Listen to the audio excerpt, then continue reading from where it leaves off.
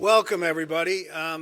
It is a pleasure to welcome you to this Minnesota inaugural event of the Humphrey Stimson Partnership. I'm Eric Schwartz, the Dean of the Humphrey School of Public Affairs. And before I introduce Senator Klobuchar, I wanted to welcome you in a particular way. And when I came to Minnesota 5 years ago, I was told that Minnesotans are modest and with a quiet confidence about the quality of their institutions. But I'm a New Yorker, so I'm going to welcome you to the 8th-ranked public affairs school in the nation.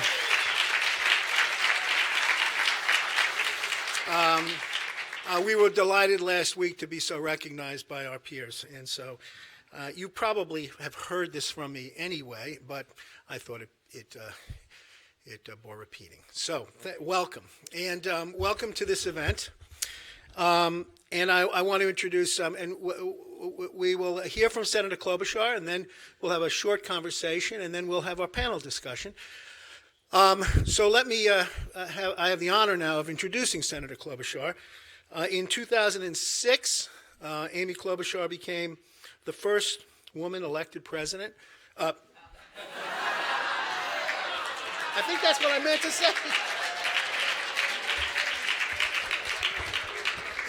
That was actually that was a Freudian slip. I think that is the definition of a Freudian slip. To represent the state of Minnesota in the United States Senate. She has earned a reputation as a highly effective, results-driven legislator willing to reach across the aisle to get things done.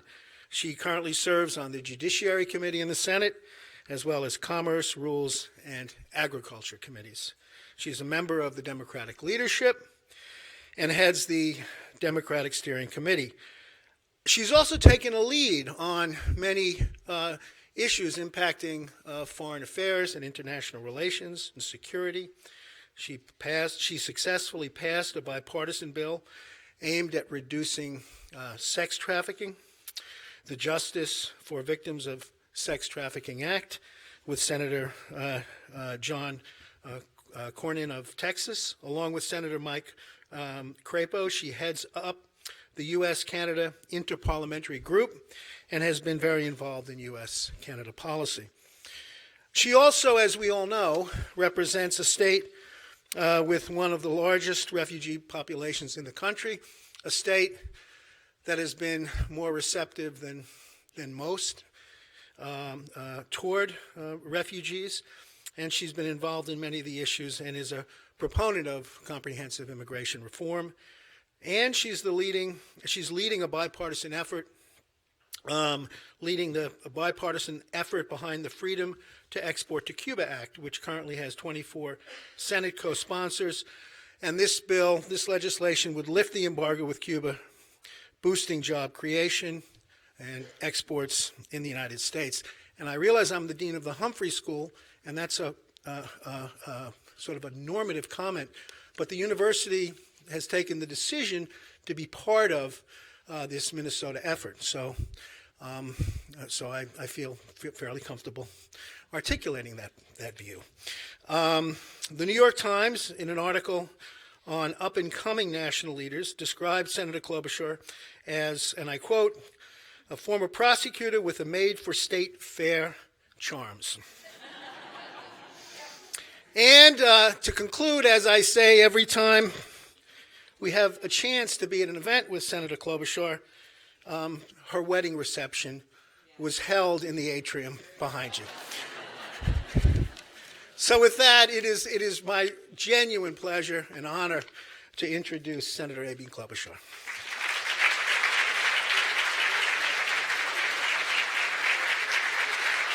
Thank you. Wow. Well, thank you so much, Dean, and thank you for bringing up that romantic memory which was all capped off. We had such few funds that we actually had only helium balloons. We had no flowers. We took the pictures by the 1968 protest things, in the exhibit from the Humphrey thing. But it all ended when my prom date from high school, who was not my husband, decided to gather all the balloons to release them, and my mom started to cry because she said it was bad for the environment. Okay, that was my memory of that evening. That was my memory, as well as the microphone breaking when Vice President Mondale was going to give a toast, because my dad had thrown it down, and he picked it up and said, and it didn't work, and he made a Watergate joke. Is Donald Segretti out there? Which you students might not recall, but was quite amusing. So it's great to be back here and to celebrate this wonderful partnership with the Stimson Center and all the good that will come from that, all the good. And I had not known about the 8th rated. Congratulations. Of course, what do you think I asked when I was sitting down there? Being the competitor that I am. I did not ask who's number one. I didn't ask that. No, I asked where were they rated before?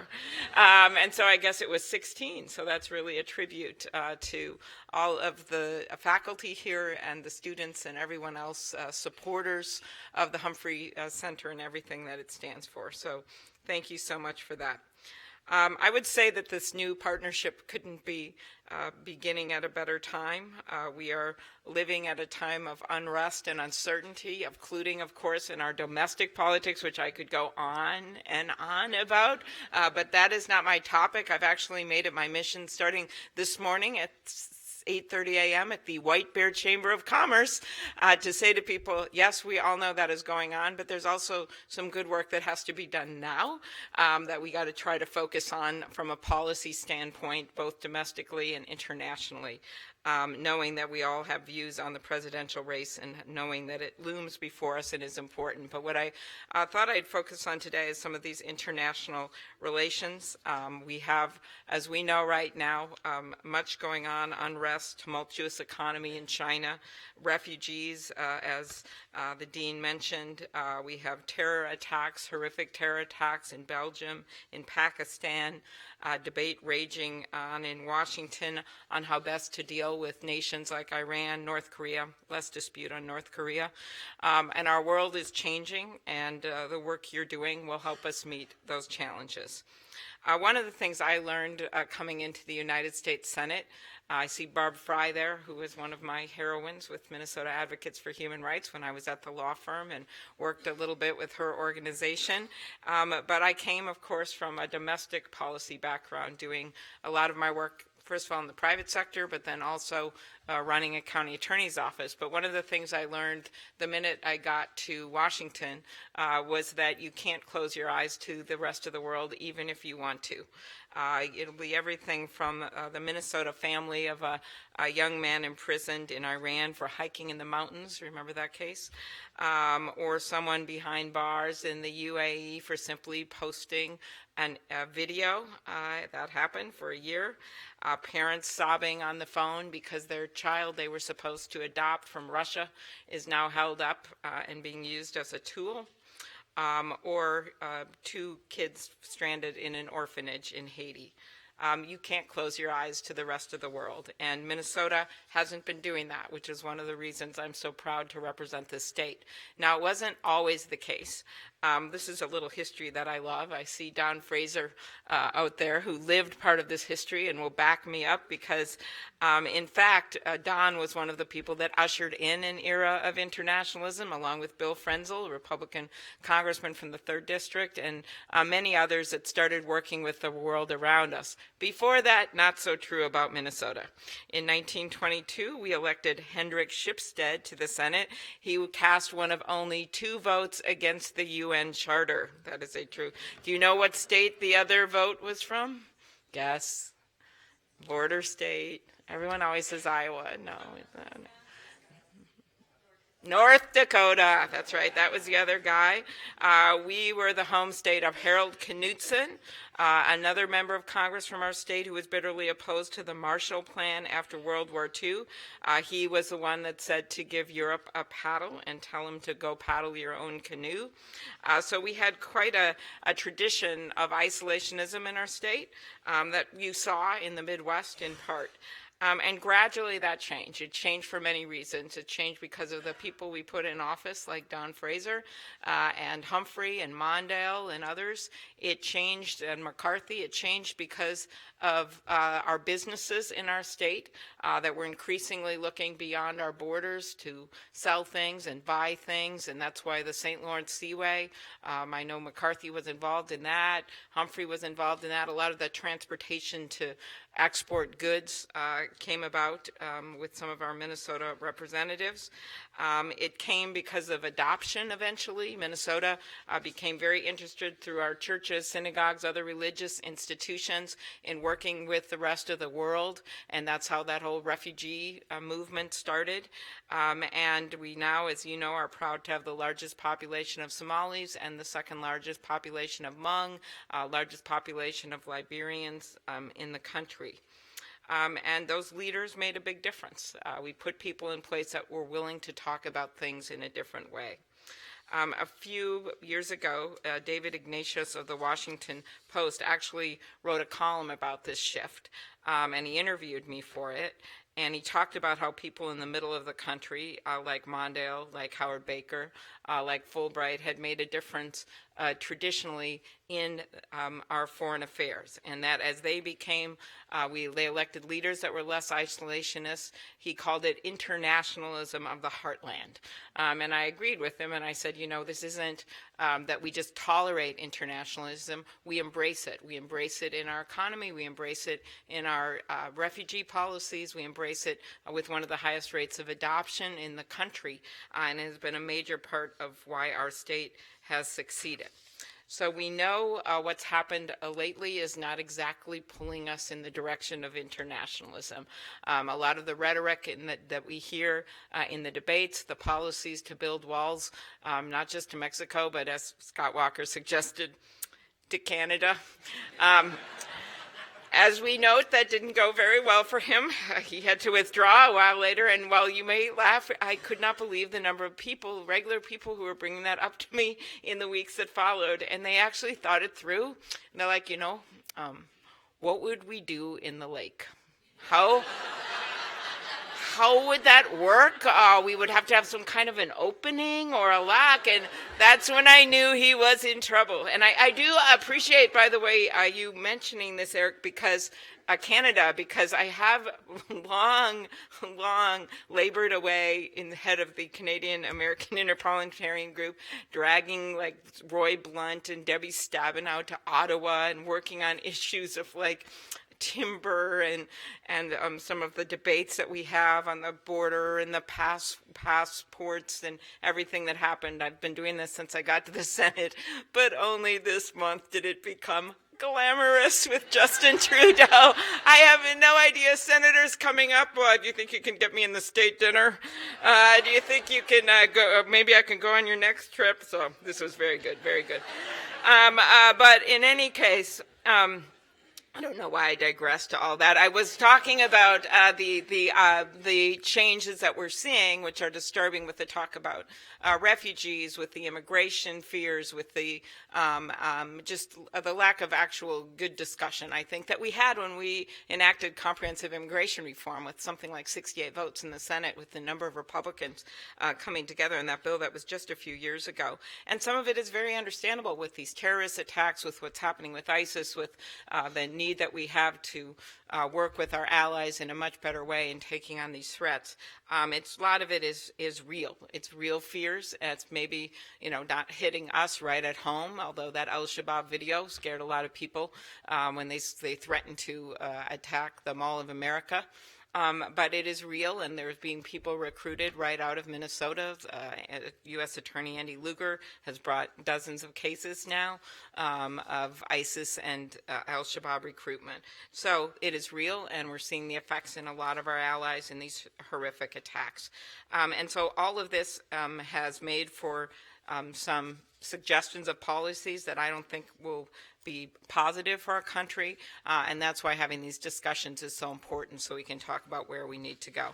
I'm not going to go through the whole some of the ideas, but clearly with ISIS and with what's happening in Syria, I was actually an early supporter of a no-fly zone, which is now probably behind us as a debate, although Secretary Clinton has supported that.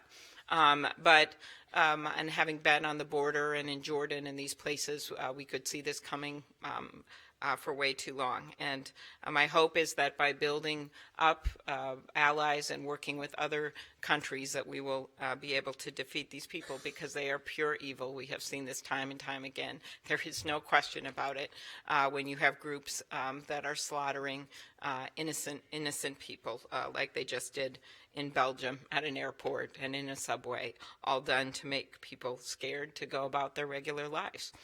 And the same can be said about what the branch of the Taliban did in Pakistan. So that is the number one thing, is of course on people's minds right now, is national security and having a policy that makes sense to people and that works with the rest of the world.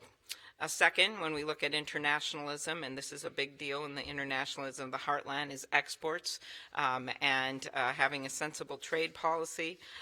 We have, of course, another debate in the presidential campaign. I personally have voted for some trade agreements, not voted for others, and I try to look at them individually. One of the things that is exciting right now with trade is Cuba, and I think Eric's going to ask me about that when we sit down, so I'm going to leave some of those stories for later. But I'm very excited about the possibility. 11 million people 90 miles off our shore, 55 years of a failed policy, and it is time to change. I remember when I went there last year in March around this time, and all their artwork I saw had the date December 17th on it. And I thought, what is that, Castro's birthday? I'm like, really? Well, no, it was the day that President Obama announced that he wanted to open relations with our country. And it meant that much to the people of Cuba, and they are way ahead of their government, and they deserve better, and our country deserves to be doing business with them. So that's why I'm leading that bill. But again, examples of economic interrelationships with other countries, just changing that, it is believed by many businesses, will help us to do better business with South America and Latin America, where this has always been used against us as a reason not to do business with America because of how our interactions with Cuba. Third area with this international of the heartland, something else that has been under attack recently is humanitarian aid. And I say that having been on the first all-women senators trip to Africa 2 summers ago, and seeing firsthand the good we are doing, not just with USAID, but also with the Gates Foundation and other foundations that have been down there working hard with the reduction we've seen in malaria deaths and the reduction we've seen in so many diseases, the challenges we still saw with Ebola and other things, but knowing the progress is being made, and having seen in a country like Ethiopia, one woman farmer, and we did a lot with ag and women in ag in Africa, and we went far out in a Jeep for about 2 hours away from any roads that weren't dirt, and ended up at this woman's house, and she was growing teff, which is a common crop there. She just had a small plot of land. She was widowed. She had 3 kids. She was in this little hut that was pitch dark, except that she had earned a solar panel because she was leading an effort for more hygiene and health care in the area. And we looked at her after she told her story of how every single day she would walk 2 hours to get water and come back, and she has this dark hut with these 3 kids, and we said, what's your biggest challenge? And nothing is on the wall in her hut except a leadership chart from the Gates Foundation that shows her in the middle and these 6 huts around her that she is in charge of, and she puts little Post-it notes on if they have baby care, if they get some kind of bathroom, outhouse, if they have these things. So we say, what's your biggest challenge? She points to the chart and says, I have no challenges. I am a leader. And so, those kinds of stories of people being empowered to build a better lives, and particularly women being empowered to lead a better life, as you see some of these countries that traffic in women and who treat them with such disrespect, they never get to a point of a strong economy or a strong ally or a strong democracy. So that is part of this internationalism of the heartland, despite the movements against foreign aid to make the case for it, to make the economic case for it, and to make the financial case, actually, for our country, as you see the potential in Africa and some of these other nations where we have given humanitarian assistance. And what the other good thing, by the way, is in these countries like in Africa, where they proudly are proud of getting U.S. help, as opposed to others where we can't even put the name of our country on the box.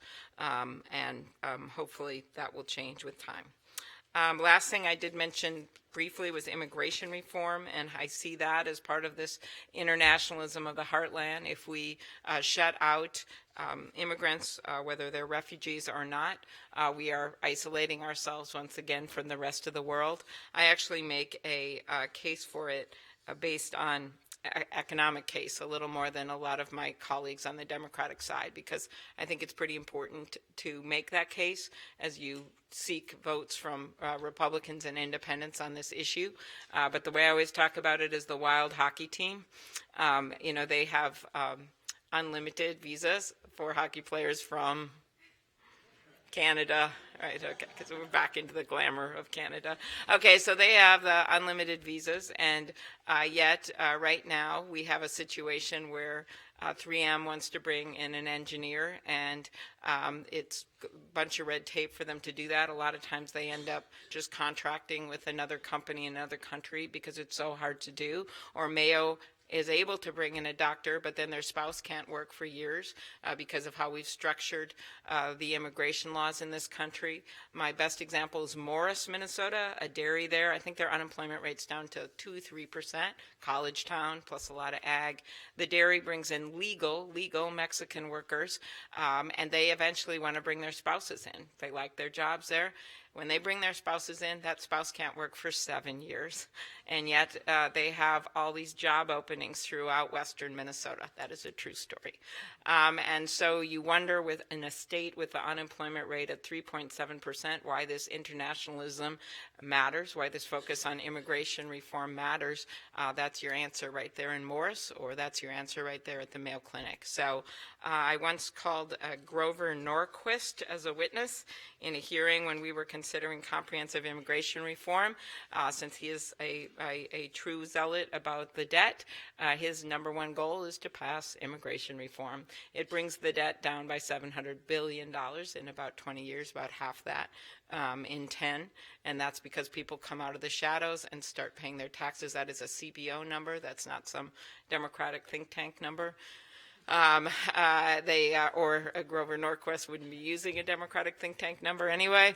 But in any case, they bring in, start paying their taxes, and you also, of course, start businesses that have, when you look at our Fortune 500 companies, I think 90 of them formed by immigrants, kids of immigrants. It's an astounding number. And so we are cutting ourselves out from that right now, because in countries like, last time I bring it up, Canada, it is actually much more easy to bring in some of these workers. And so I'm hoping that with the new president, depending on who it is, we've come full circle now, that will be one of the top priorities to getting this done. So that's internationalism of the heartland. I think our state has done us proud when it comes to still believing that we should care about the rest of the world. It's certainly given me the space to work on issues like refugees and Cuba and other things, and I thank you for that and look forward to the Dean's questions. Thank you. Okay,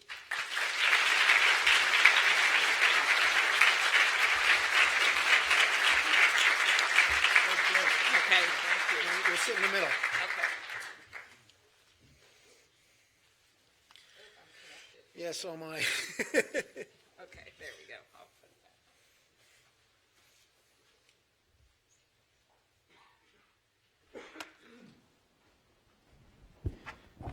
Well, thank you for that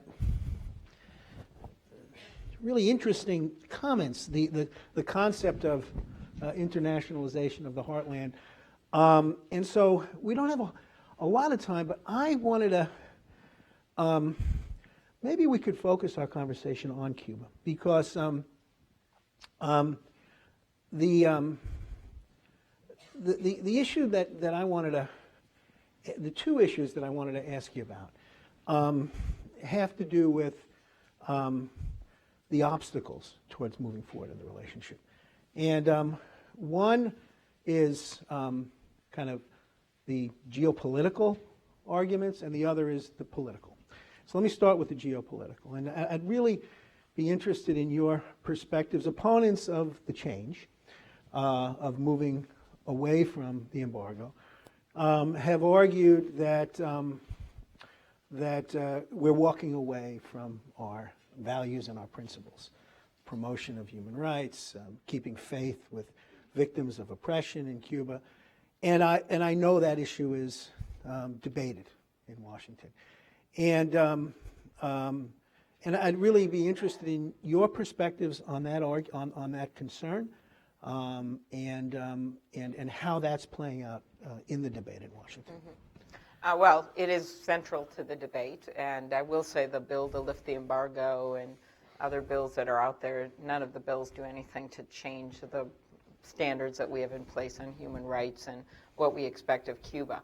I think the debate is about whether or not you just keep waiting with this policy and hoping things will change and that this isolationist policy will work, or whether you say, well, it hasn't really worked, so let's start taking some steps to expose the people of Cuba to things like the internet, and to things like American goods and American visitors, as well as visitors from all over the world, and raise their standard of living some, and make some changes. And then with that, as we've already seen, there's 500,000 entrepreneurs in Cuba right now. They use a different currency, which is the one the tourists use. So they actually have two forms of currency in Cuba.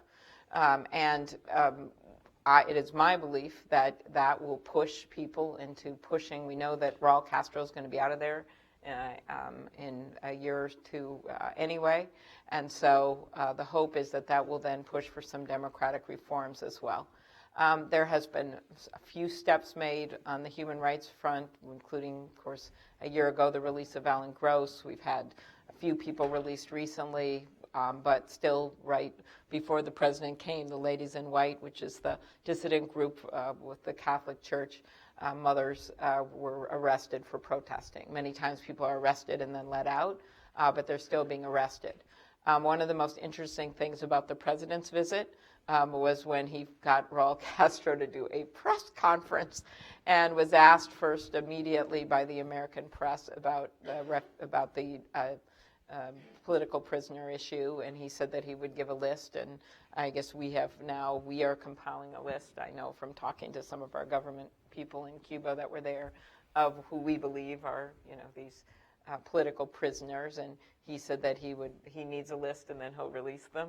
Of course, his claim's going to be therein for other reasons, but that we're even having that discussion with the president of Cuba wasn't happening before any of this happened. So the hope is that once the changes start coming, that they will get more democratic and that they will change their human rights policies. But I truly believe that we're not going to see change unless we change some things on the other end. The economic piece of it, of course, is the other issue, and there's a lot of poverty there. It's beautiful with the cars and the interesting old buildings, but they literally have not been repaired. And so you have very cool restaurants, but you have to climb up these stairs, which you feel like might fall down any moment. So they have huge infrastructure demands, and we think the only hope there is to start getting investment from the outside. And it's a duo approach of helping them build their own economy, and then at the same time taking in goods from other countries that are more competitive. Secretary Vilsack was there when we were there, and one of the most interesting proposals is to be organic, to do organic farming. The U.S. has about 5% of our market is organic, but we only produce about 1% organic. So we have a real need for organics. The Cuban soil has been pretty free of chemicals and other things, and it takes a few years to get to that point. So they're in a really good place to start organic there. And they talk about little farms. I visited a farm there. It was very sweet and very beautiful with stone walls and things. But I just don't think it's going to be economic to have everything be like that if they want to try to build up their ag economy and turn it into some kind of export economy. So the hope is that they could do organic in a bigger way as well as a little way, and that they could then actually make some money themselves in their own country, and they are really well positioned to do organic. So that is one idea I hadn't really thought about before I got there. As you look at how are they going to build their own economy so that they can then be in a position to have a better life for their people, and then comes with that, of course, easier to get to human rights and some of these other issues. Can you talk a little bit about the politics of the issue domestically and the likelihood of the embargo being lifted, and if so, how that happens? As we all know, there's this remarkable partnership here with Representative Emmer, you, and others. But I don't know that Representative Emmer's position reflects the position of the majority of his party. Well, I don't know. I mean, I don't know where the votes really are. There's a lot of Midwestern Republicans in the Senate who are not on my bill to lift the embargo, although we have a number of them that are on there, but they're not on there. Senator Flake's obviously been way out front on this forever from Arizona, and Senator Enzi's been great from Wyoming, and so, but there are a number of Republicans who've said they'll vote for it, but they don't have their names on it, in part because, talking about the politics, Marco Rubio was the candidate of many of the people in the Senate, and so he is, based on his background and where he's from, he was very opposed to lifting the embargo. So that made that difficult. He is not only not running for president now, he's not actually going to be in the Senate after the end of the year, and so that changes things some in terms of an opening. Senator Cruz, who very much is in the running for president, he is very opposed as well, as you've probably heard, so that is an issue. And Secretary of State Clinton and Senator Sanders are in favor of opening it up. So that's kind of where we are politically. I think that it will be a major piece of the debate in the presidential. By the way, I'm Trump. I don't know. I'm not going to speak for Donald Trump and become a victim of his Twitter feed. But I think that that we could easily have a vote on this because of sort of that is true about Emmer in the House, that he stands out because it's more that he's willing to speak out, because there are many other Republicans that may vote for it. Part of this is people made promises about this for years. And now they have to shift. There are some Democrats like Senator Menendez who are vehemently opposed as well. So we have our own issues. I view it at the Senate as a little bit more procedural now that Rubio is out, because we have to get it. The Republican leadership has to get it through committee and call it to the floor. And right now they are not going to do that before the election. However, they could do it after the election. We could do the travel ban, and okay, that's always attractive in Washington. Let's just do the travel ban. Okay, well, here's the problem with that. Number one is Obama's kind of gotten around some of it with his rulings about legal rulings that haven't really been questioned, because there's some space to interpret things differently about what's an educational trip. So you're starting to see more and more Americans come. The forecast is we're going to have 4 to 5 million Americans every year. Remember, people don't have to fly there. They can go over by boat. They can go over for a day. And so there's going to suddenly be this market that never existed before. And because the other countries don't have embargoes, pretty soon they're going to be sleeping in Spanish hotels and eating Chinese food if we don't lift the embargo. So that's why I don't really like this conventional wisdom that, well, maybe we can lift the travel ban and then see what happens. Because then we're going to lose some great opportunities, and they're going to go to some of our allies, but some of the countries that are not our allies. And so that's why I think it would be best if we just lifted the embargo. And I think, obviously, depending on who the president is, saying that next year would be the time we could easily get it passed, just because of the shift. So I would be very surprised if certain people got elected president, that we wouldn't pass it next year. I really mean that, because there's just been a shift in public opinion in Florida in a big way. Emmer's counterpart on the bill is Kathy Castor, who is not in Miami, but she's in Florida. And so she's one of the leaders on this. So it's just been a big sea change with where the public is. And the people are way ahead of our government, and the people in Cuba are ahead of their government. We have time for one more question, and I know you've been very involved in the Syria refugee issue, but I want to ask an open-ended question that really, I think, emerges from that issue, which is how to, as a political leader in this state, when you talk to people about this issue of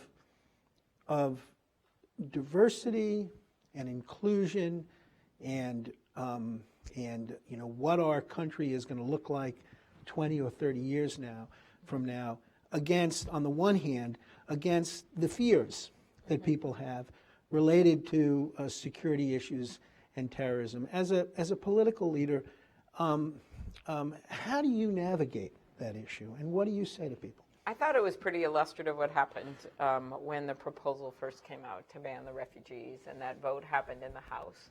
It was actually kind of a good moment for the Senate, in particular for the Democrats in the Senate, if you followed any of it, because that thing passed in the House, right?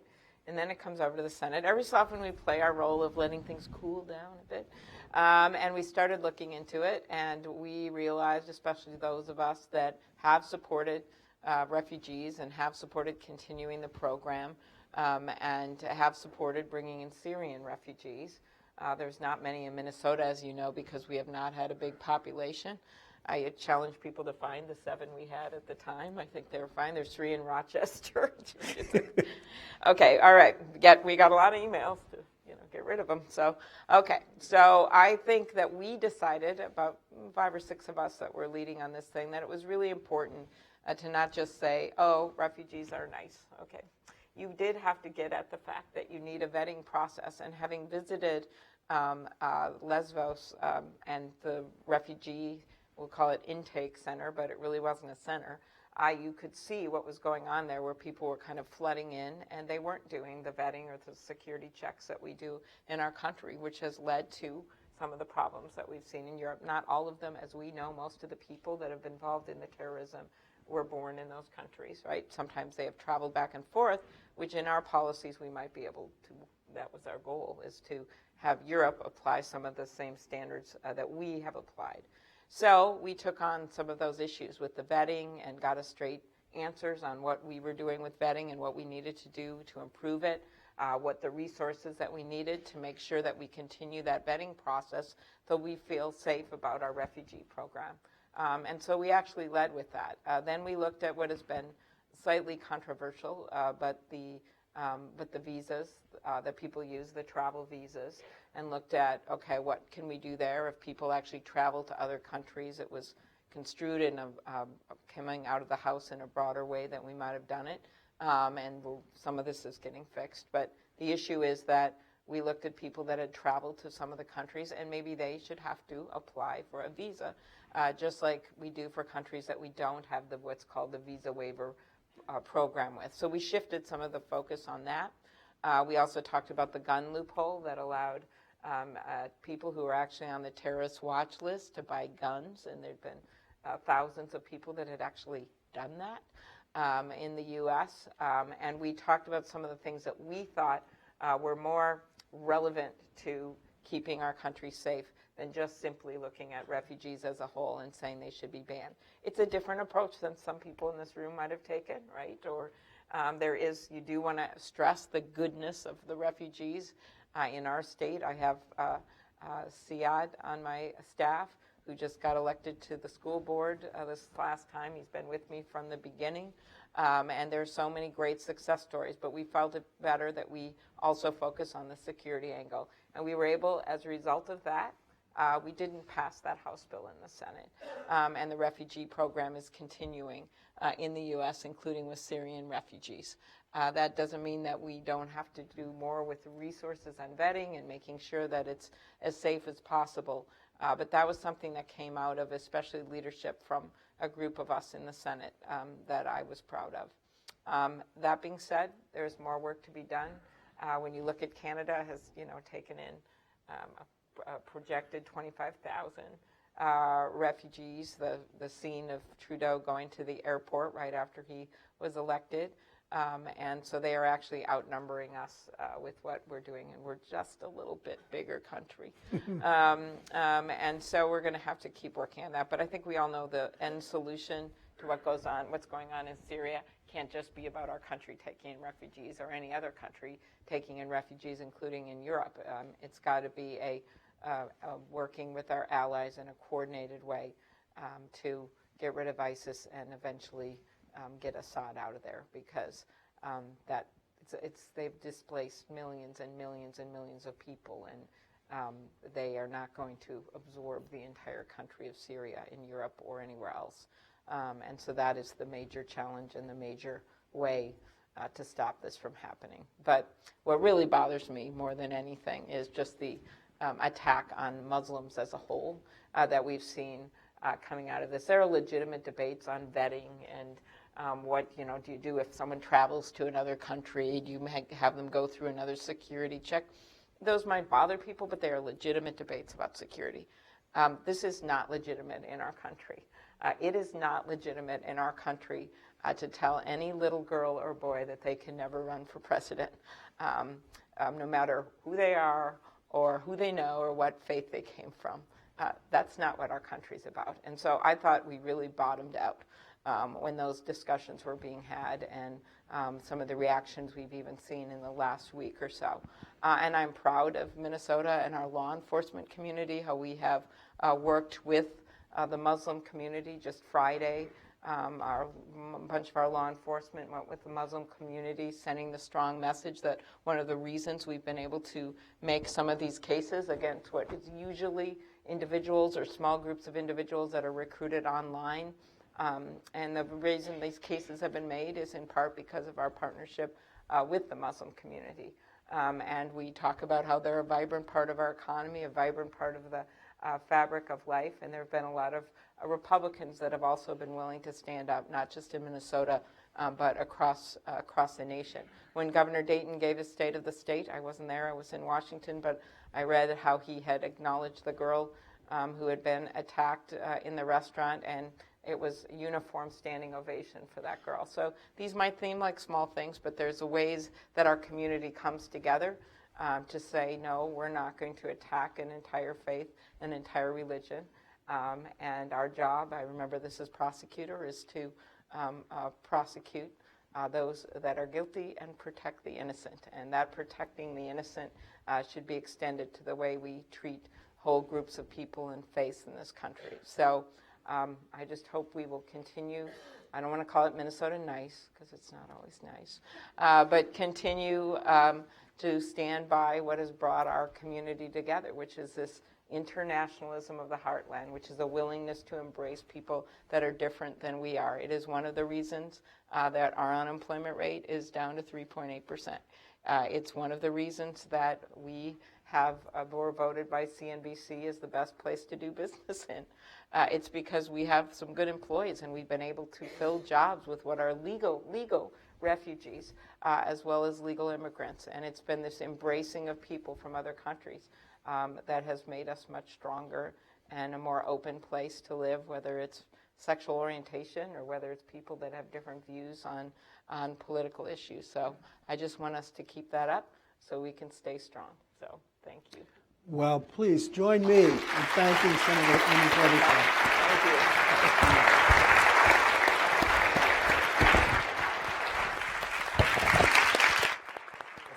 Thank you. And I think you'll just head out this way.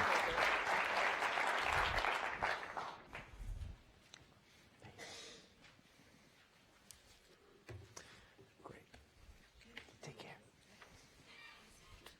Okay, now we're going to have our panelists. Although they're not really panelists because we don't have a panel. Well, I guess we do. We don't have a table. We do have a panel.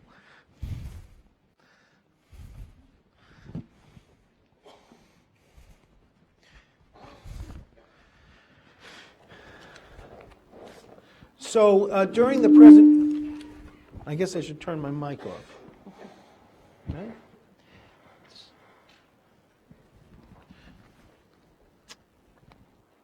During the presentations, or at some point, we're going to be passing around note cards if people want to write questions, and then they'll be picked up and given to the panelists, or actually given to me, and I will put them to the panelists. We have 4 distinguished panelists who I will introduce in order of their presentations. Amit Pandya is an adjunct fellow at the Stimson Center. Until 2015, he served as Chief of Staff and Counselor to the International Labor Affairs Bureau at the U.S. Department of Labor. He served as a member of the Policy Planning Staff at the State Department, as Director of the Department of Defense's Humanitarian Assistance Bureau, as USAID Deputy Assistant Administrator for the Near East, as an attorney for the American Civil Liberties Union, and Amit and I seem to have run into each other 5 or 6 times, at 5 or 6 different points in our respective careers. So I'm delighted that he's joining us. Our second presenter will be Ellen Lapson, a distinguished fellow and the former president of the Stimson Center. She formerly served as vice chair of the U.S. National Intelligence Council, a member of the President's Intelligence Advisory Board, and served on the Secretary of State's Foreign Policy Advisory Board. She was also National Security Council Director for South Asia during the Clinton administration. Our third panelist is Raghi Assad, who is professor at the Humphrey School and chair of our school's global policy area. He researches labor policy and labor market analysis in developing countries with a focus on the Middle East and North Africa. He is a non-resident fellow at the Brookings Institution. It's not the Stimson Center, but that's okay. He has served as a consultant to the World Bank, to the International Labor Organization, to UN, the United Nations Development Program, UNICEF, and the Ford Foundation. And he also worked as the regional director for West Asia and North Africa for the Population Council. And our final panelist is Chip Langan, who is executive director of Defense Alliance and the former executive leadership fellow at the university's Center for Integrative Leadership, CIL. He served in the U.S. Navy for 20 years as an aviator, a commanding officer, a Moreau Scholar, and a speechwriter for the Secretary of the Navy. And we are delighted that Chip is joining us as well. So each panelist will talk for about 5 minutes, and then we will commence a discussion, and we aim to end at about 2 o'clock. Okay, Amit, the floor is yours. Thank you. Do you mind if I stand at the podium? Not at all. Our panelists may have different predilections. Some will speak from their seats, others will come here. So chaos and coherence in 5 minutes. No, that's Senator Klobuchar. Okay. Chaos I understand as being the natural state of the world outside, the world that any policymaker in the U.S., including the president, has to deal with. And coherence is how, for better or worse, we make sense of that chaos and how we approach it and how we address it so as to be able to at least operate in the world, if not bend it to our will and to our interests. So I thought it might be useful, looking at the chaos part of it, to look at the list of issues that the Stimson Center had compiled in a publication that was called Presidential Inbox, that was put out at the beginning of the Obama administration. And the issues that the Stimson Center identified as being of key concern to the new president then were nuclear proliferation, preventing terrorists from getting weapons of mass destruction, specifically that, a code of conduct for space, something we don't think about very much, multilateral peacekeeping, global health security, Iraq, particularly broadening the focus of our Iraq policy, Afghanistan and Pakistan, the need for more realism about what was possible in Afghanistan and Pakistan. The need for regional partnerships and a US presence in Northeast Asia. Gulf policy, particularly normalizing relations with Iran and having a regional approach. China's falling growth, and strengthening civilian instruments of statecraft. So that was the list then. So what is missing if we look at the world today? Now, by the way, I think you'll agree that that list is in fact, pretty much still valid, still current. There's very little of it that you'd think was not all that important or needs to drop off. So, what would we need to include in a list for the new president? Russia, the Arctic, maritime issues generally, global environment and energy, migration, international trade, emerging markets, particularly the prospects of political instability in emerging markets, South Africa, Brazil, Russia, India. I mean, you read the newspapers. You know I'm talking about the world as it actually is today. Europe, enough said. North Africa and the Sahel. Turkey, needing to be looked at in its own right as a fulcrum between Europe and the Middle East. Sub-Saharan Africa, the Middle East, which Raghi will talk about. Terrorism, not only in relationship to weapons of mass destruction, and then others yet to emerge, because clearly there will be others that will face a new president that we simply cannot even begin to surmise. So that's just the A list.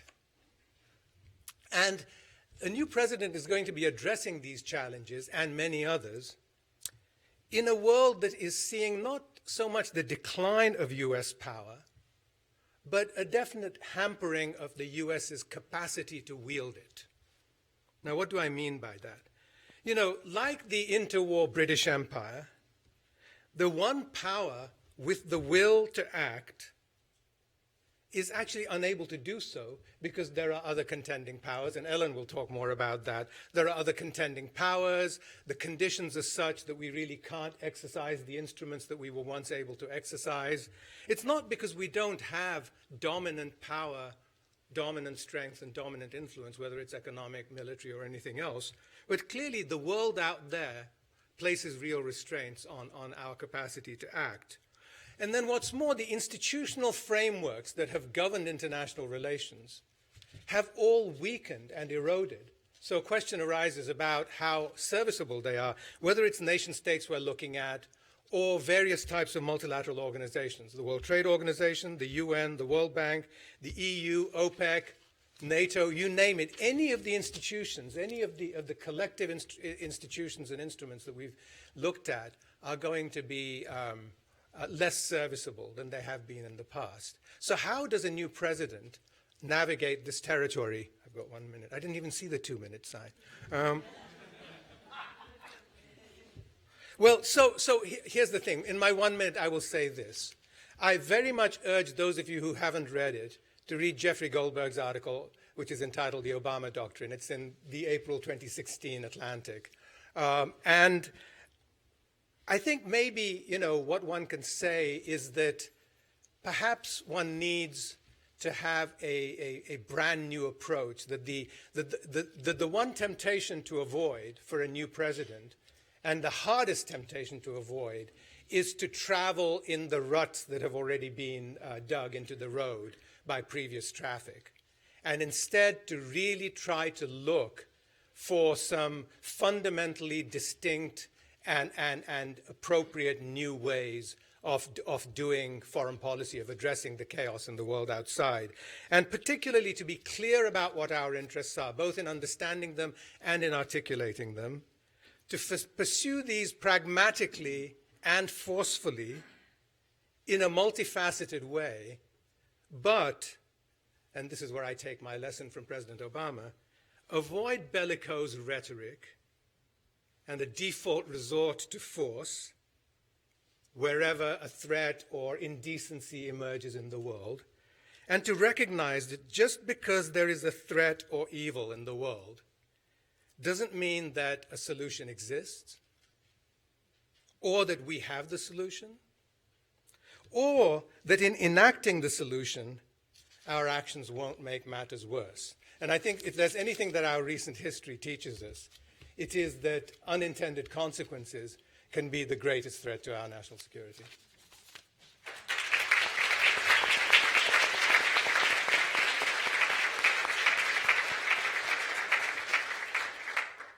So I think if you permit me, I'm just going to stay here because I'm comfortable and can see you all. I want to take the first minute of my 5 minutes to just thank Dean Eric Schwartz and the wonderful staff and students of the Humphrey School for the hospitality that they've extended us, and how enthusiastic I am that we were able to build this new partnership with the Stimson Center. So I hope that the faculty and the students will find a Humphrey School East on the shores of the Potomac at the Stimson Center, but more importantly, that we're going to work together collaboratively on research topics very much in the spirit of what Amit and the Senator have already talked about.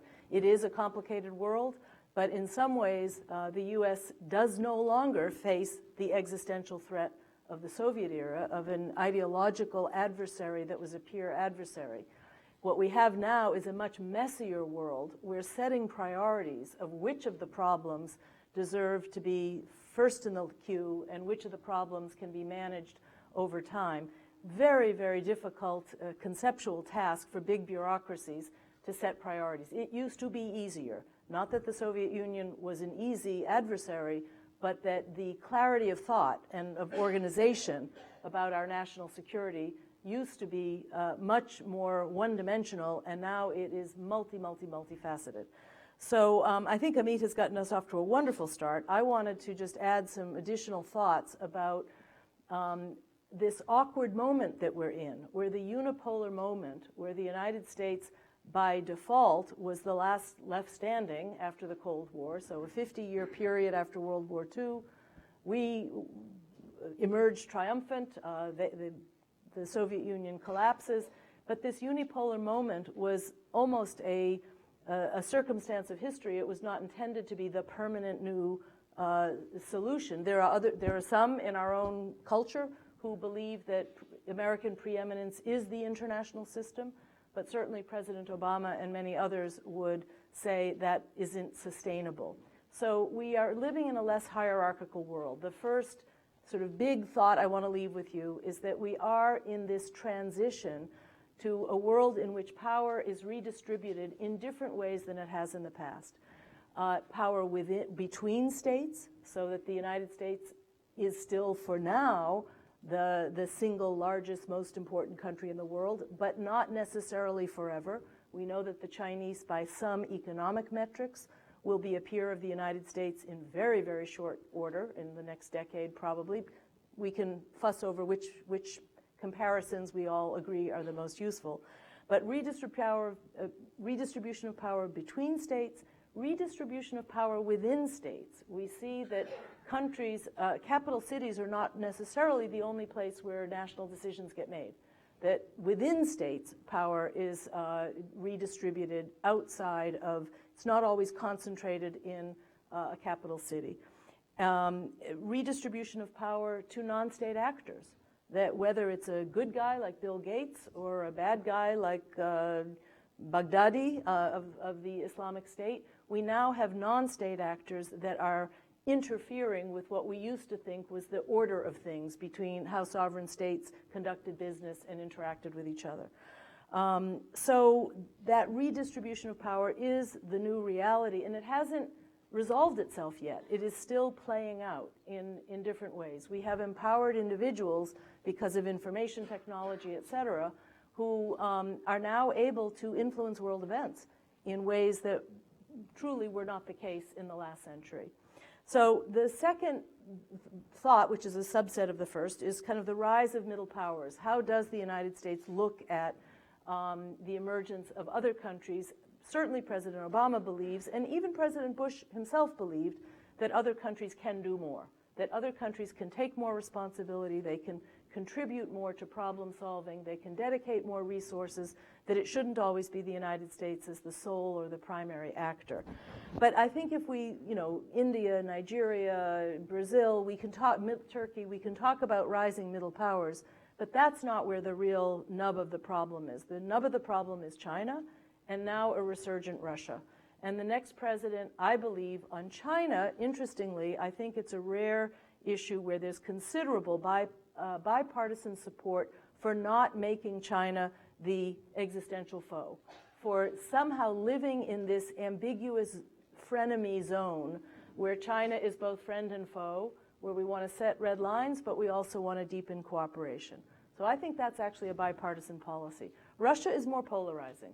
Russia, the resumption of a more aggressive Russia, a more ambitious Russia, is upsetting some of our assumptions about how we were trying to integrate Russia into, as an observer to NATO, et cetera. And then my last point is on global cooperation, and I want to pick up a little bit on what Amit said.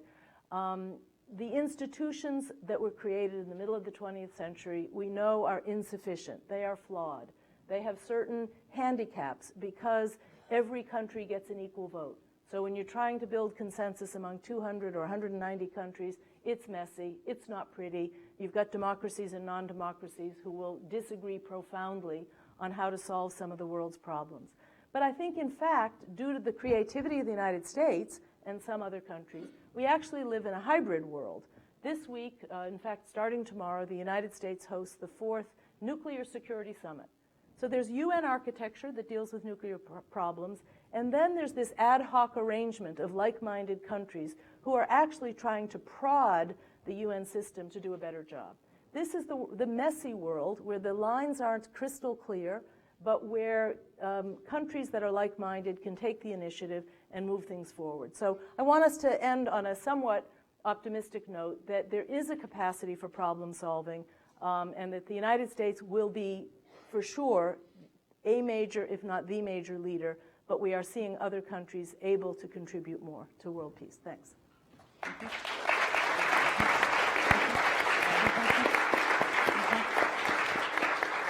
you very much. Before we turn to Raghi, I want to say two things. First, I neglected to mention at the outset, we have a number of sponsors to today's event. Well, one sponsor was not listed, so I want to thank the Workable World Trust, which is also a sponsor, Joseph Schwartzberg, who's also a benefactor of the Humphrey School. So it's a twofold for us. And I should also mention that when Raghi Assad leaves at 1:30, it won't at least necessarily be the result of his dissatisfaction with the panel.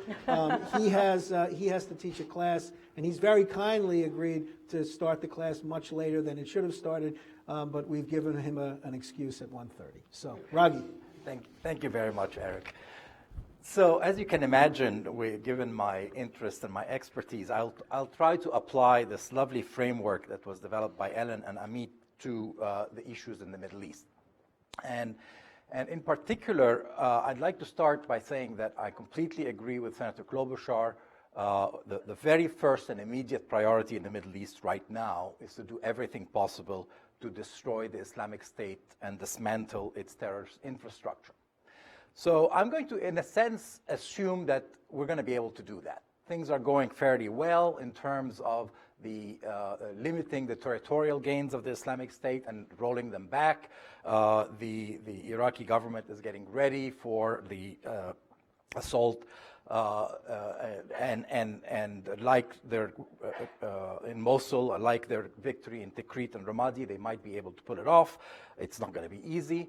The Syrian government, for all we think about it, has gained a major victory in Palmyra just this week, and the Kurds have made very good inroads. And so I'm going to say it's not a question of if, but probably a question of when the Islamic State is going to be dislodged. Now, the fact that the Islamic State is lashing out in Europe, I think, is a sign of its weakness on the ground.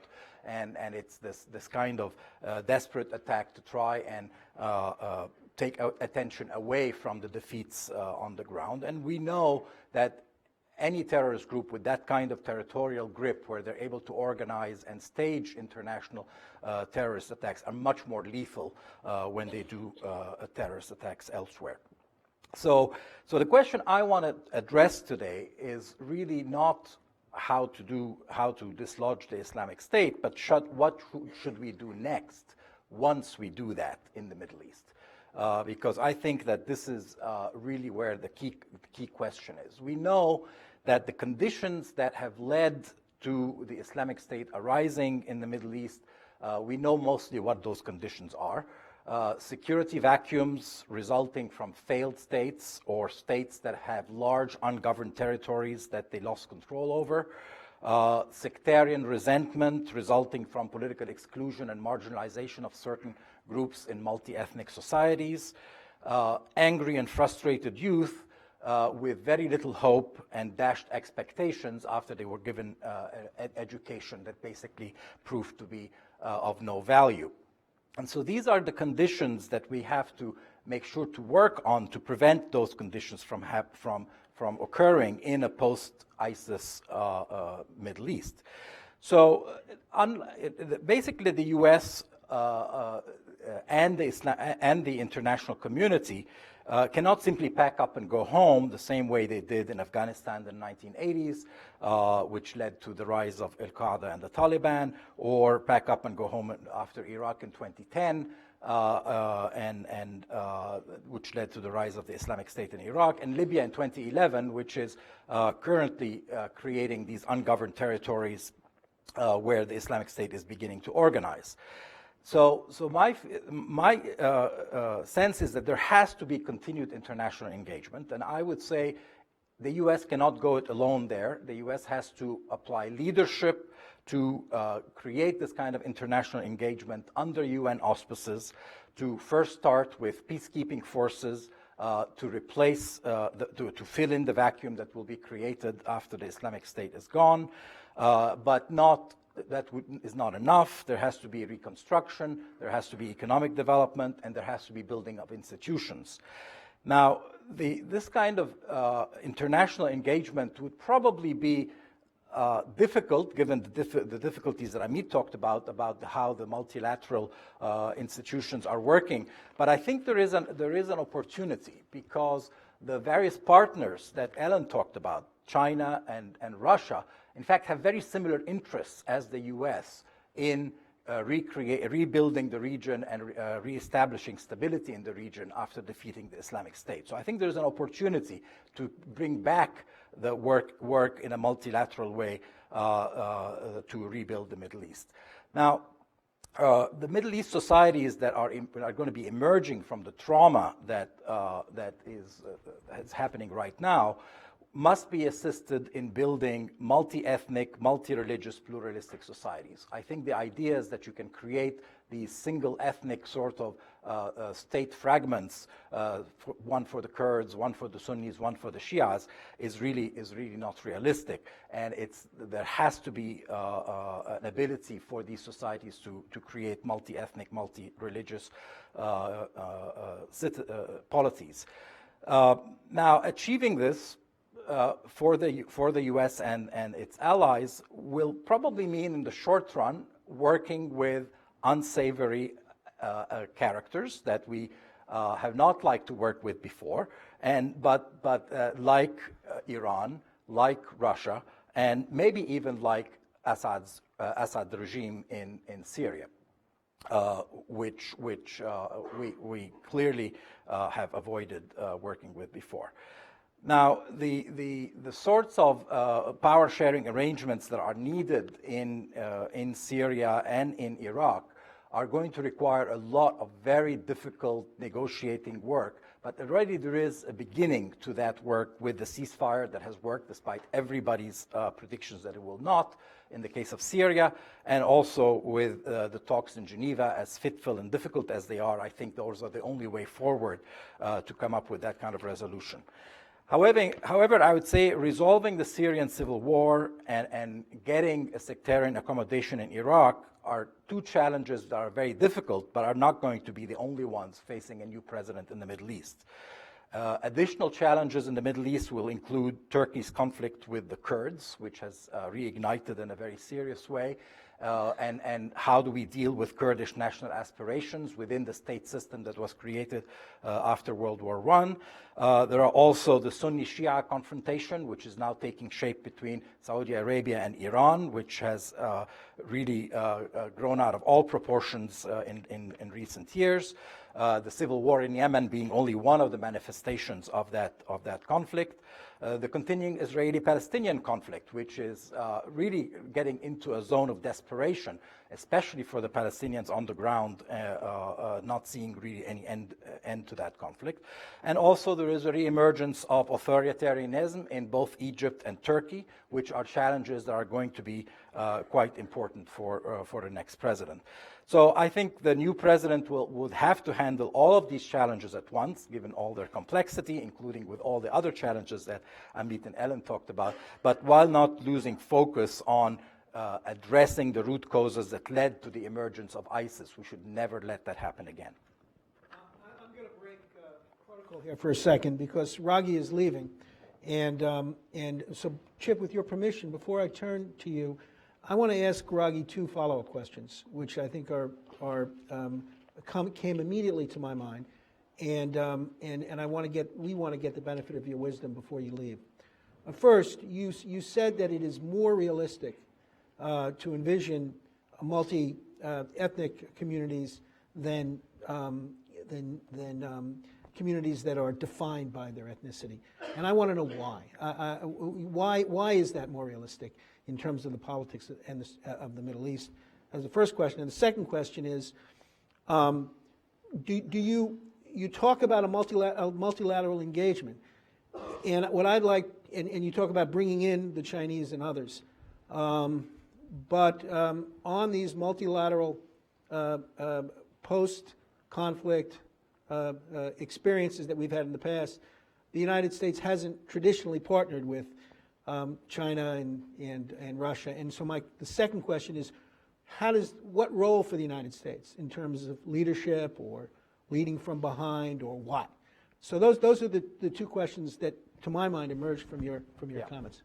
Now, first, let me say that the history of the state system in the Middle East that basically dates from World War I has really created very strong realities on the ground. There are people's identities now are very much as a Syrian, and then maybe as an Alawite and a Sunni, as an Iraqi. And so I think that there are identities and institutions that would, if one starts tampering with that state system and tries to carve out new states, the whole thing is gonna unravel, and you're gonna really create, because then it's not just the Shia and the Sunnis and the Kurds in Iraq, but it's also, you have the Shias in the Gulf, and the Sunnis in the Gulf, and you have the Zaydis and the Sunnis in Yemen, and so the whole thing will unravel to a point where you're going to get instability for a very long time to come and conflict for a very long time to come. So in my view, that there is the reality of the state system and the current borders following the Sykes-Picot Agreement after the First World War are really there to stay, and one has to try and work within those institutional and geographic realities. Now, it's you could say that, well, in Yugoslavia it seems to have worked. We did divide Yugoslavia into these ethnic fragments, but I think that the sorts of I don't see that actually happening in the Middle East in a way that would result in a stable outcome. Now, in terms of the multilateral, I do think that the interests are such now among the main players that all of the main players realize that stamping out the conditions that lead to an Islamic State type of entity are held in common between the various players. I think the Chinese, the Russians, the Iranians would all agree to that, and I think would be willing to work together to create a multilateral framework for intervention. But one has to then be able to abstract away from the fact that we're mad at the Russians for the Ukraine, or we're mad at the Iranians because of some other issue, and be able to really focus on interests and common interests in the region and work with those. Oh, please join me in thanking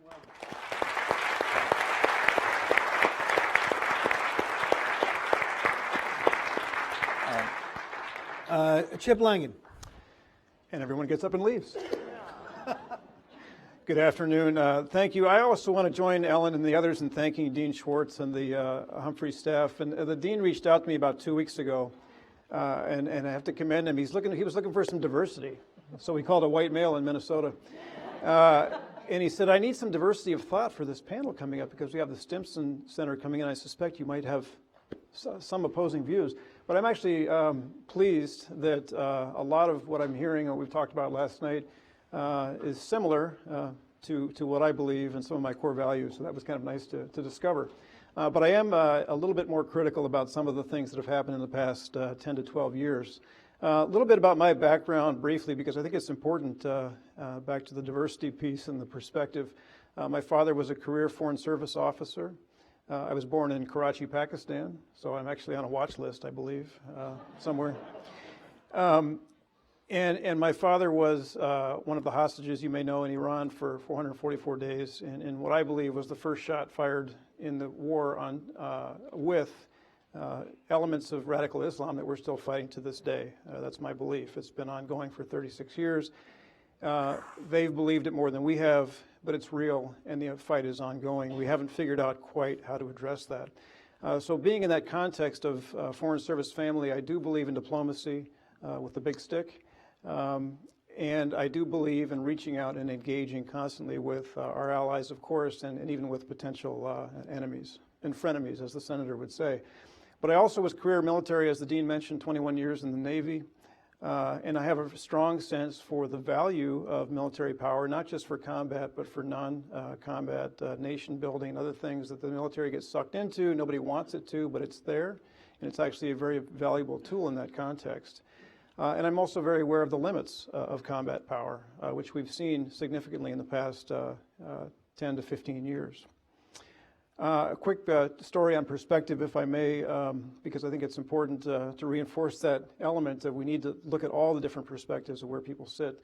I used to fly helicopters. I was flying up the Potomac one day toward the Pentagon on a long flight from Florida. We got there early morning in the fog in the spring in D.C. If you know, there's a lot of fog sometimes. And we ended up in 0-0 condition. I couldn't see anything. Close to the Pentagon, couldn't find the building. So the crewman in the back said, "Sir, hover over to the bank. I'll open the door, yell down to somebody and ask where we are." So we did that with our $35 million aircraft that couldn't find its way. And he yelled down, "Where are we?" And the guy yelled back at us, "You're in a helicopter." So... And so we were near. We knew we were near the Pentagon because we figured he had to be a Pentagon employee, because even though his information was correct, it was actually useless to us as well. So, but Amit started out talking about the title of this forum. Of course, chaos to coherence. Where are we now? What will the next president inherit in his inbox? And I don't think it's that simple. I think it is more chaotic, certainly, than it was 8 years ago. But we have elements of coherence and elements of chaos, and it's a sliding scale. For me, what it really represents is unpredictability. And in the international system that's run essentially by large nations and large bureaucracies, as Ellen referred to, we don't make decisions fast, we don't make them well, and unpredictability is a really challenging thing. And I come from classes here at the university where I graduated initially in '83. I sat in classes with Tim Pawlenty. He must have paid attention and I didn't. And, you know, back then we learned about relatively crazy systems like mutual assured destruction, MAD, but they were really predictable. And I served in the Navy. Half of my career was in the Cold War, and we knew it was a system that was pretty stable in the end. There were a lot of things happening at the fringes that weren't good, but it was pretty stable. And now we're in a system where we don't have that predictability that we really need to get back to in some way. And I think in that context, the withdrawal of U.S. leadership, which I think in some degree was called for based on what we experienced in 2003, 2008 timeframe, but to some degree maybe went too far. Now we're at the other extreme where the world is looking to the U.S. for leadership in the vacuum that's been created with what I view as a pretty large withdrawal in a lot of ways. And then we're adding to that some signals that we're sending to the world, like signaling legitimacy to actors that don't deserve it, like Iran, in my opinion, drawing red lines that perhaps should never have been drawn, but once they were, we didn't follow through with, promising security where security doesn't exist in places like Paris and Brussels and San Bernardino. So that unpredictability is leading to some serious questioning with the electorate and, frankly, the international scene. And the solution, I think, is really what everybody has kind of queued up here. And Raghi did a nice job with in terms of we need something stronger in terms of coalitions that look for that overarching set of interests that means something to a Russia, a China, and a U.S. equally. And of course, security is that obvious choice. And I'll just end, I know I'm well over, but I'll end with the fact that, we are in the nuclear age, too. You may know that the Stimson Center, there's also a submarine named after him, the Henry L. Stimson. It's decommissioned now, but it was a nuclear ballistic submarine. And it reminded me that this is still a dangerous age in terms of nuclear weapons. And so when I hear the president, for instance, say that ISIS, for instance, is not an existential threat, I question things like that, because access to nuclear weapons is not impossible, not to mention the chem-bio world. It's a scary thing. So we have to address real threats. And I'll end with something even more controversial and say that, when I hear things like climate change is an existential threat, it may be, I don't know, but to me it's way in the distance, and I see things really close that we need to be more concerned about. And frankly, there's a lot of professional people in uniform and out of uniform in the Pentagon that are rolling their eyes when they hear that the national security apparatus should be protecting ourselves from climate change. And so I'll end with that controversial note. Dean, over to you. Thank you. Well, thank you, Chip. Please join me in thanking Chip.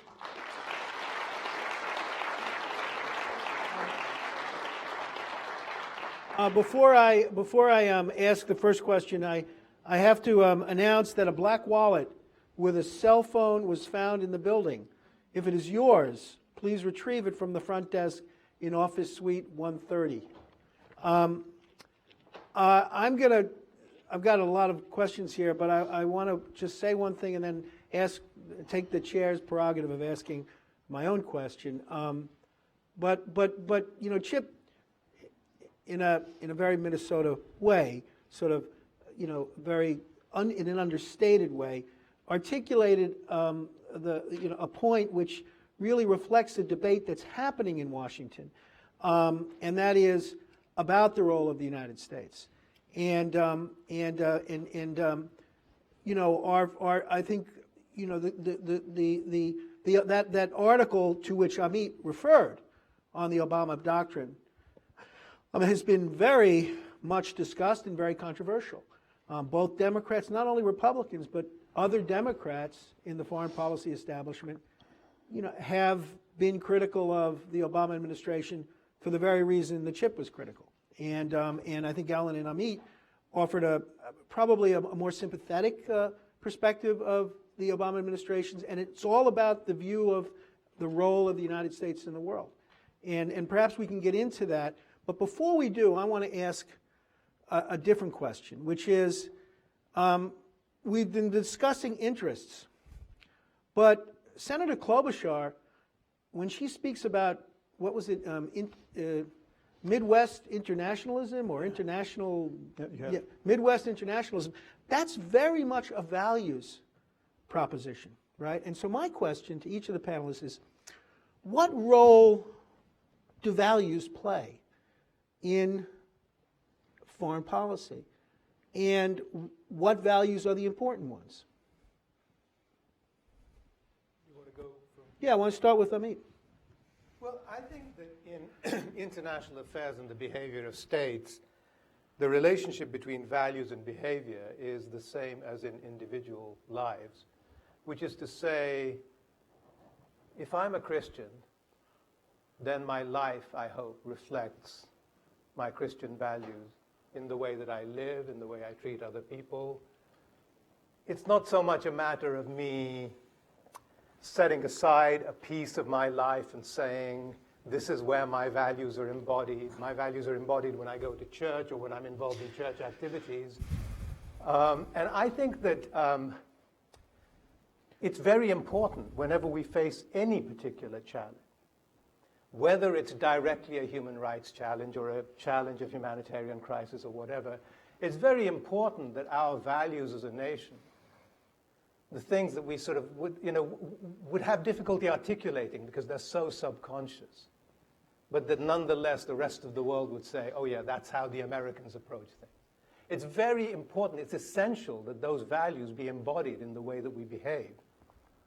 But I resist this idea that somehow, when we're making policy, that we need to set aside a separate box for promoting human rights or for promoting the welfare of the people of the rest of the world, for promoting whatever it is, economic development, poverty alleviation, or whatever.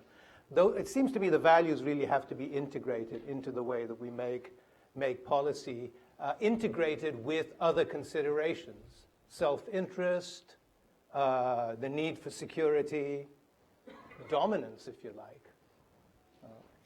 Before I turn to Ellen, I asked this question not unaware of the fact that in the second row of this auditorium sits Representative Don Fraser, who was the pioneer for the introduction from the congressional side of the incorporation of human rights into U.S. foreign policy.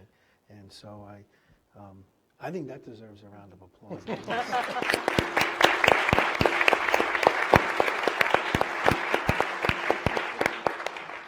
Ellen. So I think your question is, very particular to the United States because we have both. We function as a nation state, and we also function as a beacon of what we perceive as a very positive set of universal norms and values that we are trying to promote around the world.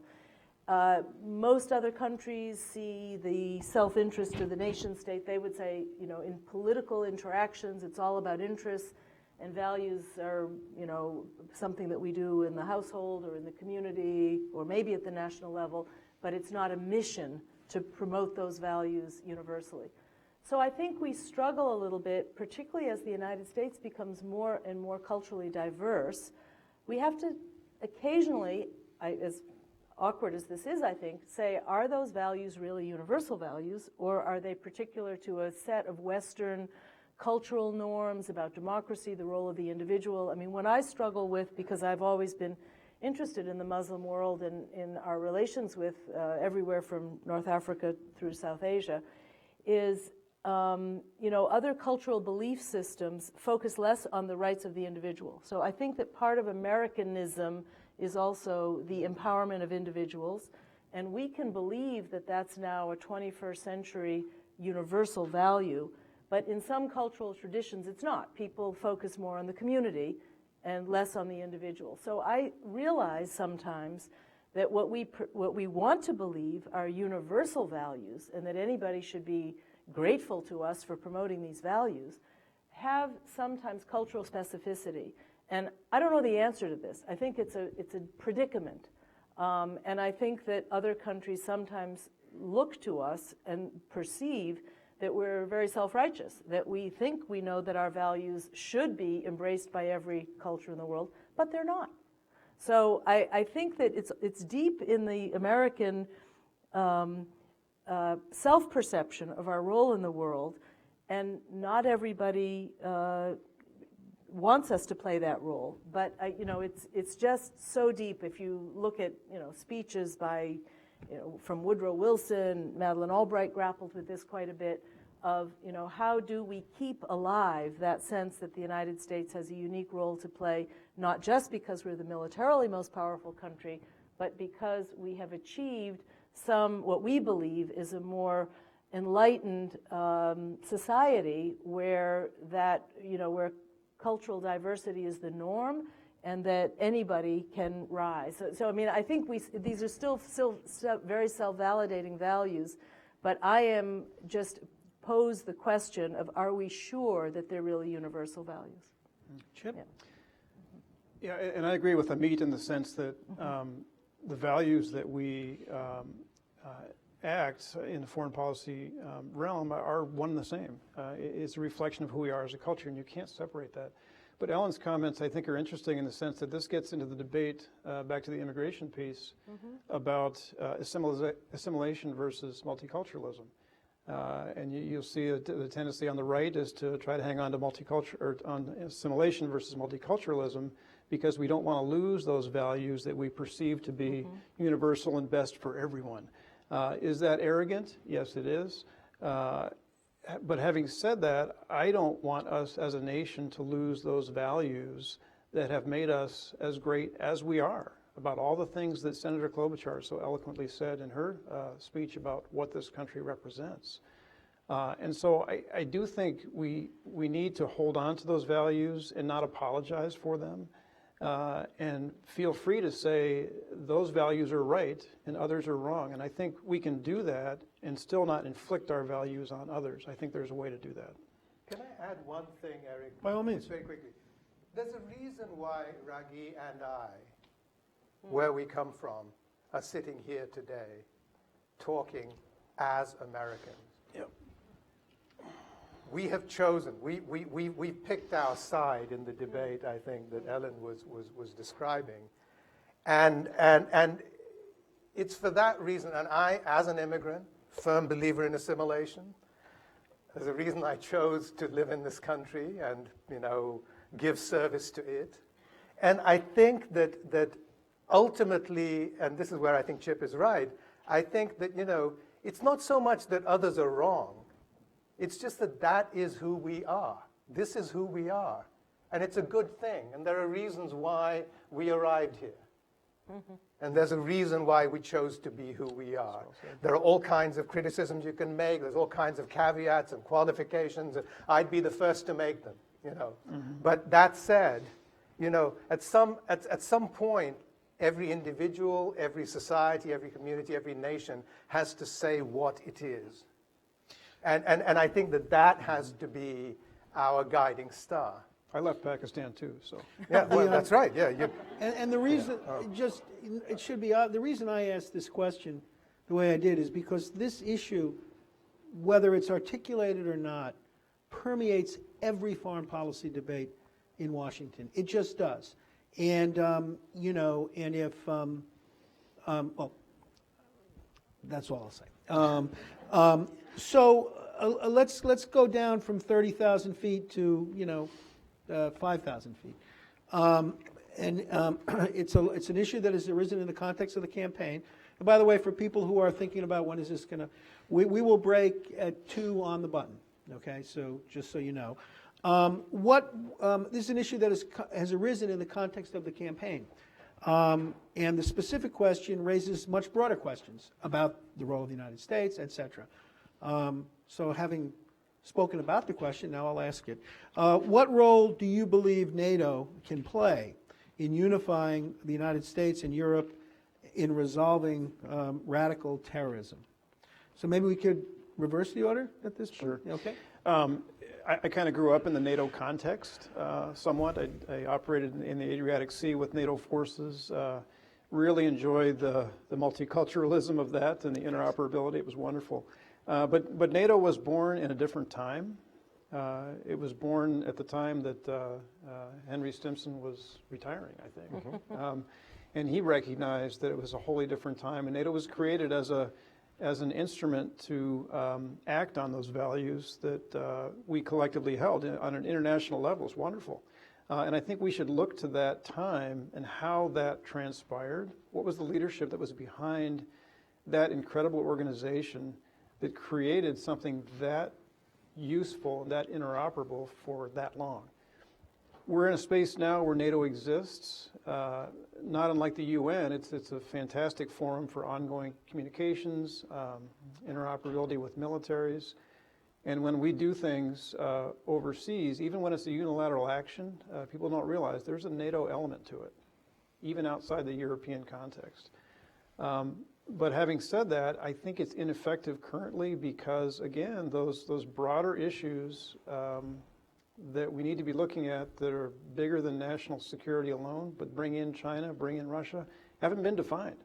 And so even in the counterterrorism space, NATO doesn't really know what to do with it. And frankly, they're looking for political leadership to move it to that level.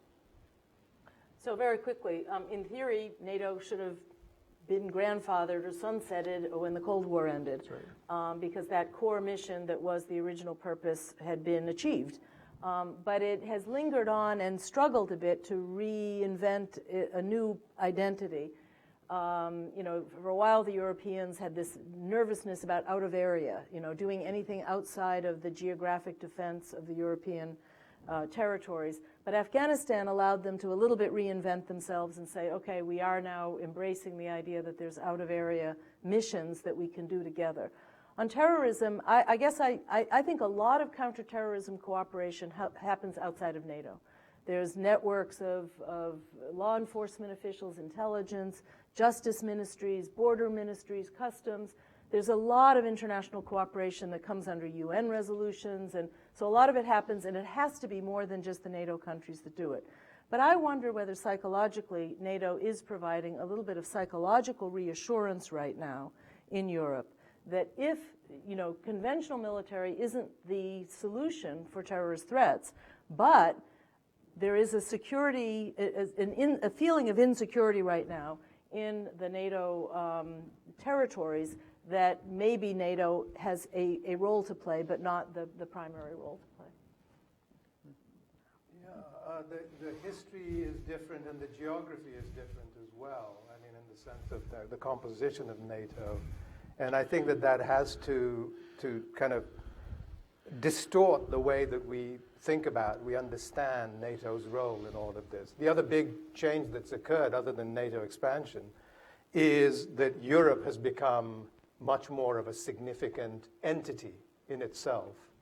And there are all kinds of questions I think that raises, whether in fact we as the United States aren't better off having a bilateral relationship with Europe as an entity on these matters, because NATO was, as Chip said, and actually as Ellen said as well, I mean, NATO was designed for a specific purpose. I mean, it was designed as a military alliance, a North Atlantic Treaty Organization, a military alliance of Western Europe and North America. And I think that there's a real question about how useful an institution like that can be, however much you modify it, how useful an institution like that can be for addressing next generation challenges like terrorism, even if you laid aside all these sort of geographical permutations that have occurred since then. So I'm going to ask a question that was written, and I'm going to elaborate on it a little bit. So the person who wrote it, understand that I've taken editorial license, and I'm just going to pick up on, I think, the point that Chip made, which is, how can the United States provide leadership to states that favor a more forward stance of the United States? States like Poland and the Baltic states, even Vietnam and Indonesia. If the United States isn't doing anything when hundreds of thousands of Syrians are fleeing because of Russian attacks, and is not playing a stronger role in combating, in seeking to deter Russia, are we not creating a situation in which we give Vladimir Putin much greater capacity to dictate what happens in the European Union?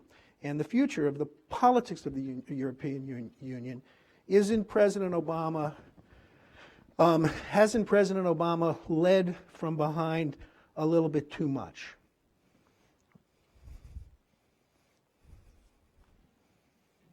Wow. No, I should never. And if so, how has he? And what would you do differently? Let me just say, I do think he's led from behind too much, because there's no one else in the world capable currently of picking up that mantle of leadership. And does that sound arrogant? You bet it does. And it has to do with military power, of course, but it's much more than that. It's economic forces. It's the way we operate in that context of national security. I think in the Atlantic article, the president even admitted every forum he goes to, the U.S. writes the agenda. It's the forum for everything is dictated, whether it be climate or economics or water, whatever it is. And so I think if you're going to lead from behind, it has to have meaning, and you have to find ways to empower the Polands of the world or the others that you mentioned. And I don't think, if it's happened, I haven't seen it. I haven't seen that collateral effort that went with behind-the-scenes leadership to empower those others to take on that mantle and go. I was here at the Humphrey in '93, and my thesis in part was written on the Europeans picking up a greater share of European security for their own security. And it really, frankly, hasn't changed in 50 years. And I think that's a shame. So again, if you're going to lead from behind, there needs to be a collateral effort to advance something to fill the vacuum. I'll pass. Well, you know, it's great powers and the greatest powers that are the most susceptible to overreach because we have the most interests. And a global power like the United States is inevitably going to have to engage in priority setting. You know, there's the former Secretary of Defense Gates who said, you know, shouldn't we finish up the 2 wars we're in before we look for another one? You know, and he's hardly, you know, your kind of liberal Democrat dove type of guy, you know. So I mean, priority setting, I think, is just, you know, it's essential. If everything is a priority, then nothing is a priority. And great powers do have priorities. Now, I would say that the president has been very bold in areas that were not considered traditional priorities. So if we look at how active his administration has been on trade and international economic relations, I don't agree with everything he's done, don't get me wrong. I mean, this is just a sort of a dispassionate observation. Tremendous resources have gone into not only trade, but also something that reflects an understanding of the world based on the economic dimension, the pivot to Asia, the involvement in, particularly in China's neighborhood. You know, there's a whole lot of stuff, by the way, that goes into an active trade policy. Trade diplomacy, but then there's labor diplomacy, there's labor standards, there's issues of the precise terms and conditions of liberalized trade. I mean, all of this requires diplomatic resources, policy-making resources, resources of assistance, of actual dollars put into programs to help build up free trade unions in Vietnam when he can use the Trans-Pacific Partnership as leverage to get the government of Vietnam to agree to allow freedom of association among trade unions.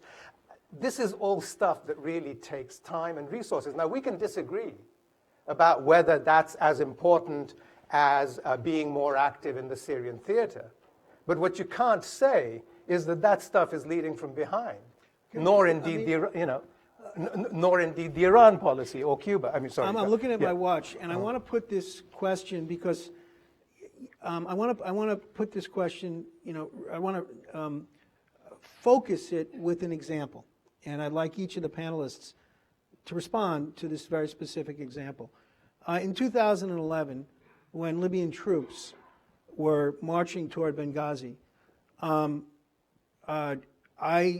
authored a memo with Mike Posner, the Assistant Secretary for Human Rights, to the Secretary of State, basically saying that if there's no outside intervention, you know, thousands of lives would be at risk.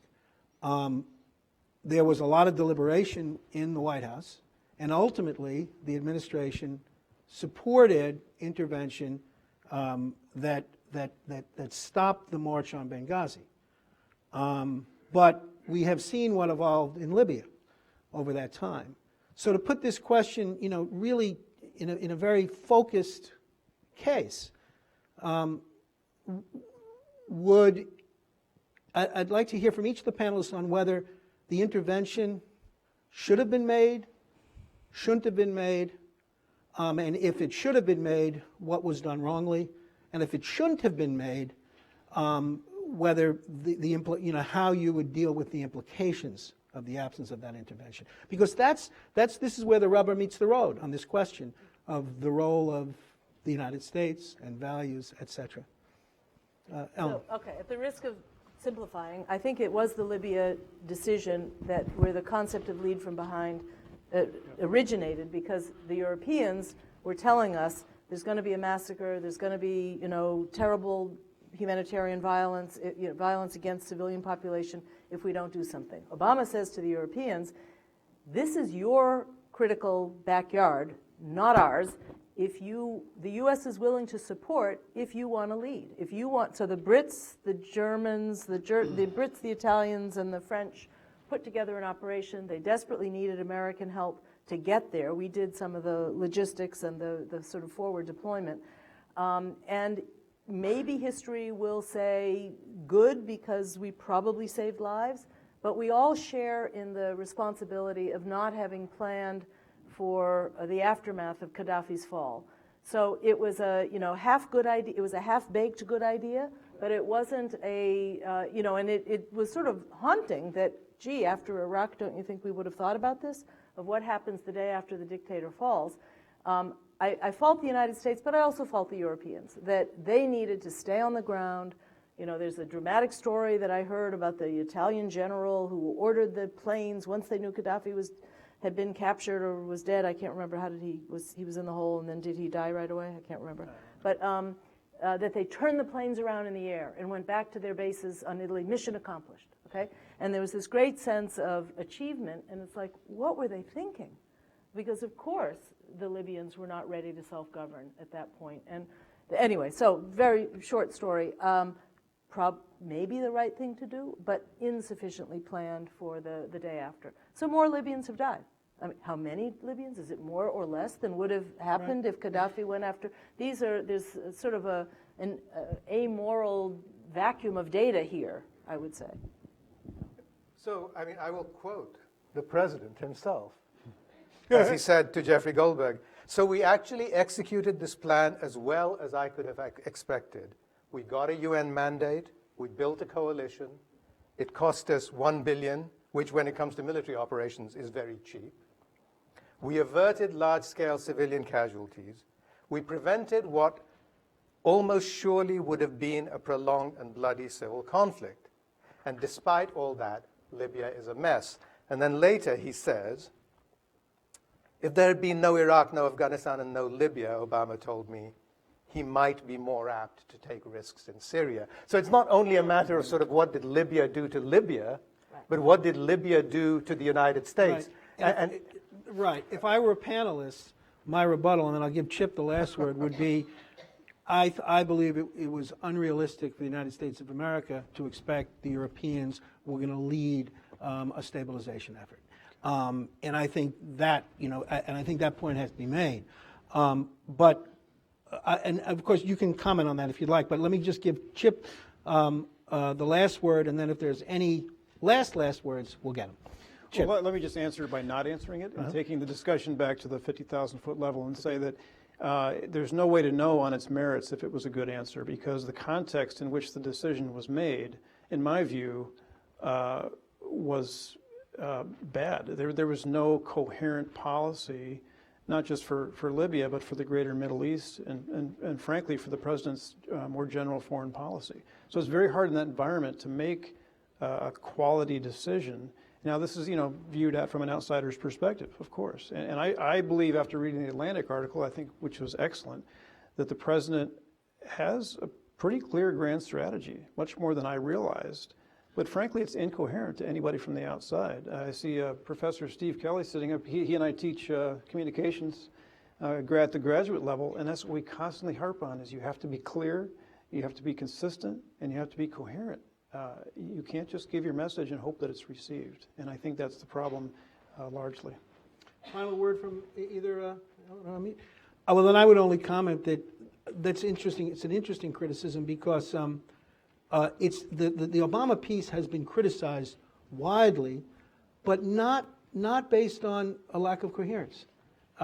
It's been criticized widely because people argue it paints an inadequate role for the United States in the world. So it's an interesting. If you leave this session with more questions in your mind than answers, then I think we will have succeeded. Absolutely. So please join me in thanking these wonderful panelists.